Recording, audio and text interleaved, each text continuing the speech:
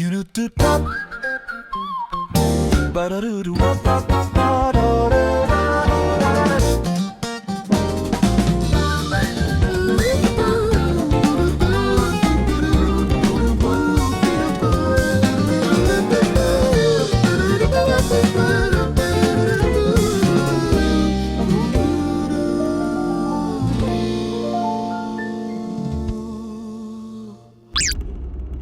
皆さんこんにちは。道の駅兄弟です。今回は神奈川県で最初に登録された道の駅箱根峠を訪問したいと思います。いや、すごい急坂だねこれ。訪問の前にちょっと前から寄ってみたかった場所があるので寄り道をしたいと思います。ということで着きました。箱根旧街道にある甘酒茶屋です。江戸時代から続く茶屋なんですよね。今の店主は13代目なんだそうです。この入り口も風情があっていいですね。じゃあ早速入ってみたいと思います。結構広いですね、中ね。ここで注文する感じかな。せっかくなので当時の旅人も食べたであろう力餅と甘酒をいただこうと思います。甘酒はこれ無添加らしいですよ。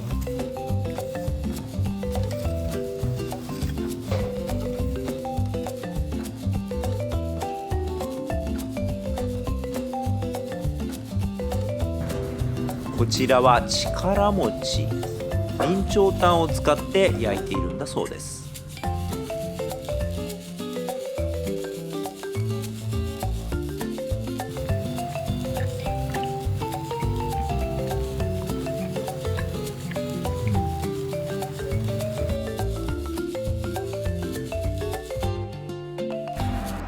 いや、美味しかったね。普段はね、道の駅で食べることが多いんですが、こういうのをね、受け継いだのがやっぱり道の駅なんだなっていうふうに感じましたね。道の駅って地形だったり歴史の積み重ねの上にあるんですよね。でもそこに何が隠れているのか、今日はそれを探ってみたいと思います。道の駅を出発点に地域の歴史と地形を紐解く大人の学び直し旅。今回のテーマは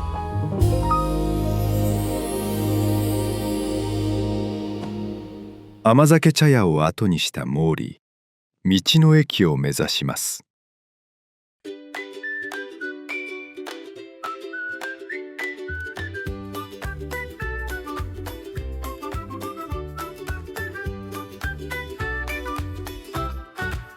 さて、道の駅着きました。ここ来るのもね、もう何回目かわかんないんですが、結構来てますね。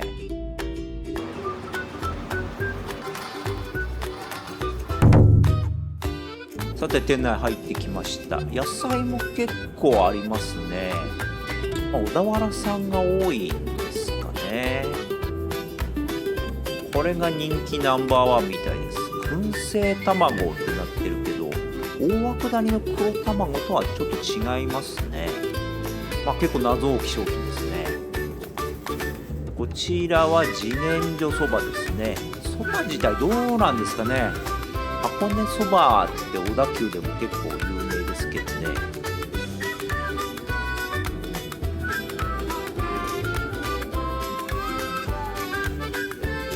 出ました。ワカサギですね。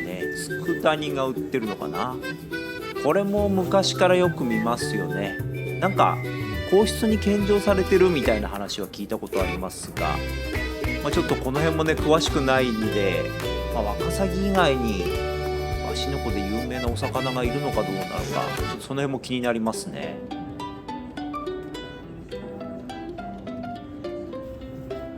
こちらは寄木細工ですね。これも箱根土産としては有名ですね。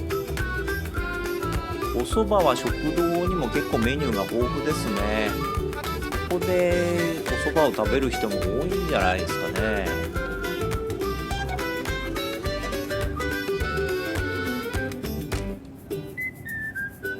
お土産見てきましたが、ここの道の駅はね、なんといっても展望ですよね。もう今日はよく見えてますね。さすがにね、ここも標高高いだけありますよね。ということで、道の駅で売ってるものを見てきましたけど、ちょっと見ただけだとね、なんでって思うこと多いですよね。有名ですっていうだけじゃ学び直しにならないので、ここで感じたね、疑問を旅しながら解き明かしてみたいと思います。道の駅を出発したモーリー。まずは芦ノ湖の湖畔に行ってみます。とりあえず湖畔に来てみました。そもそも芦ノ湖ってどうやってできた湖なんですかね。ダム湖ではなさそうですよね。では解説していきましょう。芦ノ湖は箱根火山の活動によって形成された火山性カルデラ湖です。現在の芦ノ湖は約3000年前の縄文時代の後期に中央火口級の一つである神山が爆発した際、大量の岩石流となって仙石原付近に流れ込みました。これにより早川がせき止められ、その結果せき止められた上流部に水がたまり、現在の芦ノ湖が形成されたとされます。芦ノ湖の魚はほとんどよそから持ち込まれたみたいです。ワカサギも放流したものみたいですね。芦ノ湖のワカサギは1918年大正7年に霞ヶ浦から卵が移植されたのが始まりとされます。現在は芦ノ湖漁協が毎年3月頃からワカサギの採卵、孵化、放流を継続的に行っています。1年になんと3億匹の稚魚を放流しています。漁協のワカサギ漁は毎年10月1日に解禁されるようです。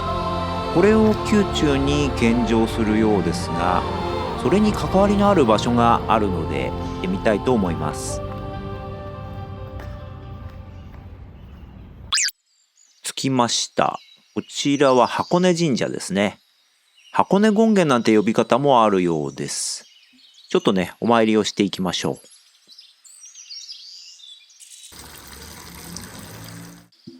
やっぱり杉の木立が雰囲気いいですね。そういえば東海道って言えば松の並木なんですけど、箱根は杉なんですよね。これ松を植えたけど、この辺りの気候風土が合わなかったから杉を植え直したためって言われてるみたいです。本殿に登っていきますが、この階段89段あるそうで、厄落としができるそうです。日頃の運動不足の体には応えますね。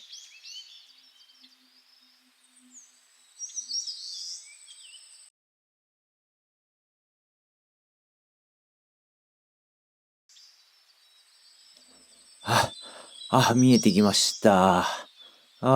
やっと着きました。箱根神社本殿です。関東屈指のパワースポットって呼ばれてるみたいですね。心願成就とか勝運守護なんかにご利益があるそうです。源頼朝とか徳川家康も信仰したみたいですね。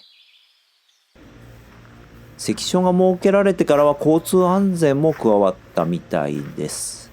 道の駅巡らはぜひお参りをしていってください。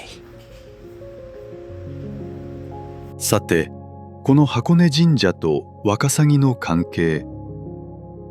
10月1日の漁の解禁日にワカサギ献上報告祭という祭礼がこちらで執り行われます。初漁のワカサギを神様に奉献し、その後宮中へ献上することを報告します。箱根神社はワカサギの献上と関係があったんですね。で、ちょっとそれとゆかりのある場所が神社内にあるので行ってみたいと思います。ここが写真スポットとして有名な湖面に鳥居が立つ平和の鳥居です。いや、雰囲気いいですね。人気なはずだわ。この平和の鳥居は上皇陛下の立体指令とサンフランシスコ平和条約締結を記念して1952年に建立されました。この時の内閣総理大臣が吉田茂。式典に参加した吉田は芦ノ湖のワカサギを賞味し、宮中への献上を進言したとされ、1955年に献上が始まったとされます。噴火で芦ノ湖が誕生しなければワカサギを育てることもなかったし、ここに箱根神社がなければ献上されることもなかった。今では芦ノ湖から全国の湖沼にワカサギの卵が送られています。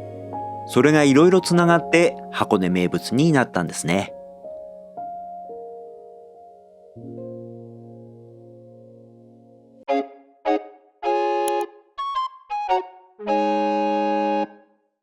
さて、先ほど燻製卵を道の駅で見ましたが、本家のね黒卵を見に行きたいと思います。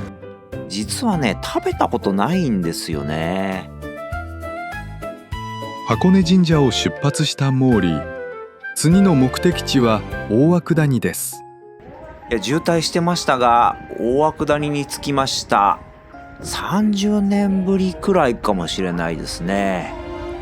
小学校の遠足ではね箱根に来るんですけど、その時が最初ですかね。今改めて来てもね、やっぱすごいスケール感ありますね。こう火山の力をね間近で見てる感じです。大涌谷が誕生したのは、芦ノ湖を作った山体崩壊が起きたおよそ3000年前とされます。箱根を代表する2つの景色はこの噴火が元になりました。黒卵はここで販売してるみたいですね。食べると確か7年寿命が延びるんでしたっけ。その有名な言い伝えには科学的根拠はありませんが、特別な由来があります。そのルーツは大涌谷の入り口に祀られている大涌谷延命地蔵尊です。およそ1100年以上前、弘法大師が荒涼としたこの地獄のような光景を見て心を痛め、人々の救済と長寿を祈願して地蔵菩薩を刻んだのが始まりと伝えられています。黒卵は長寿の願いを込めて食べる特別な縁起物なんですね。じゃあちょっと食べてみましょうか。中剥くと白いんだ。外見こんな真っ黒なんですけどね。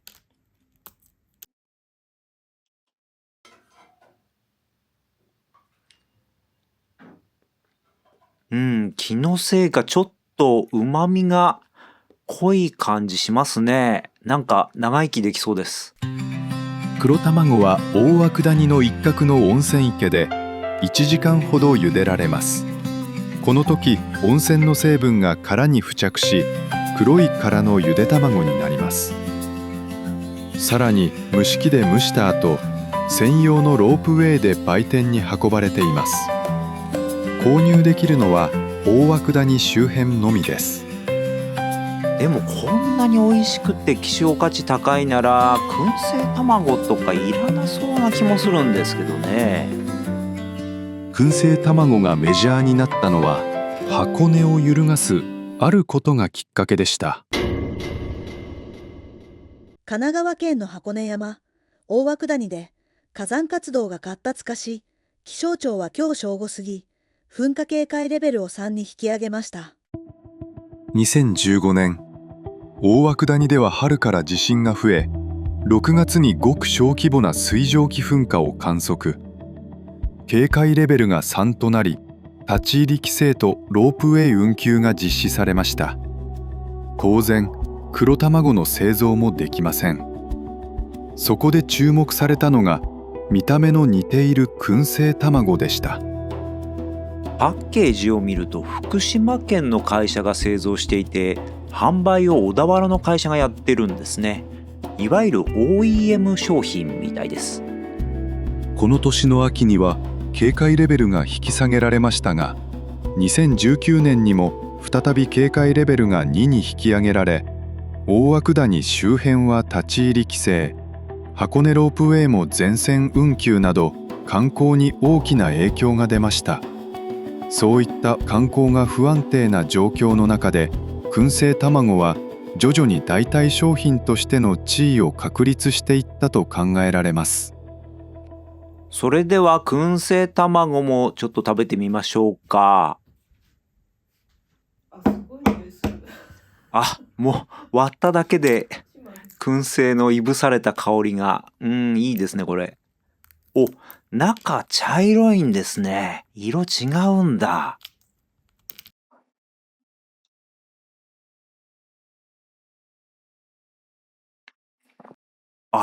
割とちゃんと味ついてるんですねこれ。味変で温泉塩もついてますね。これはこれで美味しいわ。確かに人気出そうな味ですこれ。下味には利尻昆布と博多の塩を使用。丁寧に燻製されており、味も香りもしっかりしています。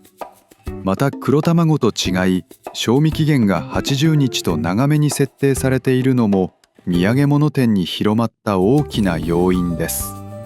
さらに小田原市の小田原セレクションに選定されるなど、高い評価を受け、箱根土産の一つとして定着しました。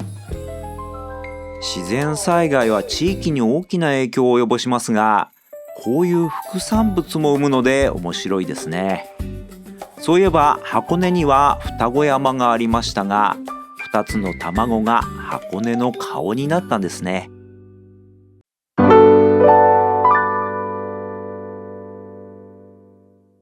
ちょっとお腹空いてきましたね。お昼は箱根の人気店舗に行ってみたいと思います。ここもね、初めて行くんですよ。続いてモーリーが向かったのは強羅エリアです。ここに美味しい豆腐屋さんがあるって聞いたので来てみました。銀豆腐さんです。でももしかして臨時休業マジか。仕方ないですね。でもこっちはやってそうです。休館もあるんですね。開店前から並ぶって聞いてたんですけど、意外と空いてそうかな。並んでた。今日は田村銀カツ亭の看板メニューを食べてみたいと思います。来ました。豆腐カツ煮です。いや楽しみ。これですね、豆腐にひき肉を挟んで衣をつけて揚げてるんですよ。それで卵とじにしています。早速いただきます。味は和風のお出汁ですね。生姜が結構効いてますね。豆腐の食感とマッチしてます。これはさすが名物料理だけあります。始まりは歯の弱くなった母にカツ丼風で食べやすくと作った一品。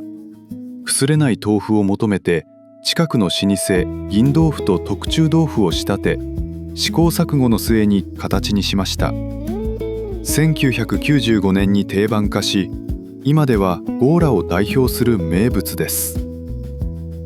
温泉街に行くと豆腐屋さんを見かけることが多いですが、箱根もそうなんですね。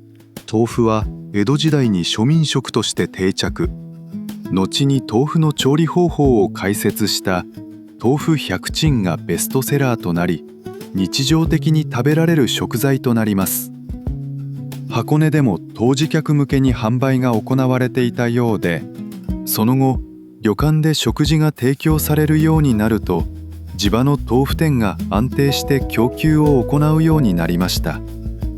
今もエリアごとに豆腐店が現存し、営業を続けています。また水源地が数多くあることも生産に適した環境であったと言えます。そういえば小田急も箱根の森からって水を売ってましたね。水質も場所によって違うって聞きましたが。箱根の水源地は取水地によって高度に差があります。水質も雨水が地下水になる際、火山性の土壌を通過することで不純物がろ過され、清浄性が高いとされます。水を使うといえばそばもそうですね。道の駅に自然薯そばも売ってたし、箱根はそばの名店も多いみたいですね。湧水を使って打ったそばを提供している店舗は箱根に数多く存在します。特に自然薯そばは箱根湯本にある老舗初花本店が代名詞にしており、箱根のそば文化の象徴にもなっています。というわけで初花本店に来てみました。外国の方も多いですね。来ました。冷えてたから天ぷらそばにしました。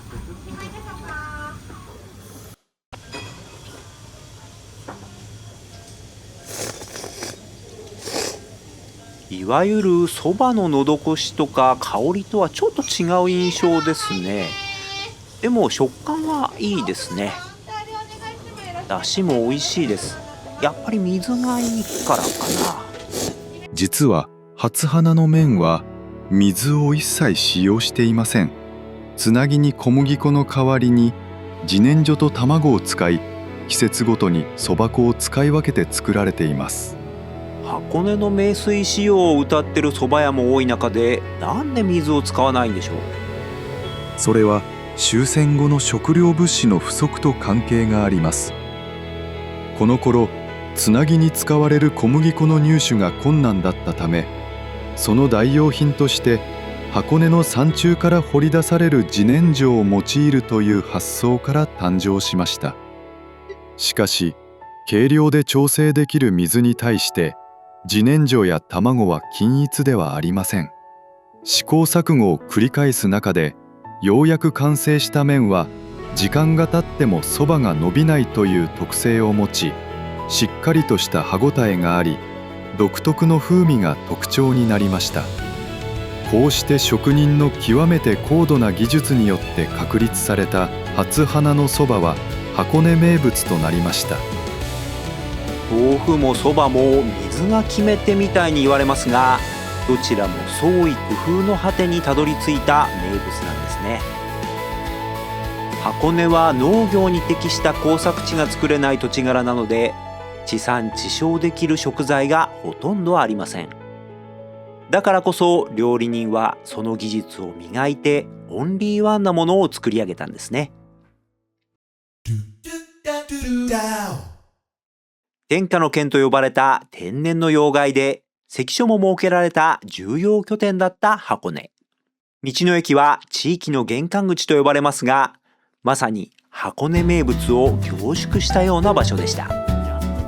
ここを起点にすると、やはり地域の姿が紐解ける、そんなことを確認できる旅でした。人たちよった道の駅のベンチで、風の匂いが昨日運んでくる。置き忘れた夢の地図をもう一度開いて、新しい道を探してみたくなる。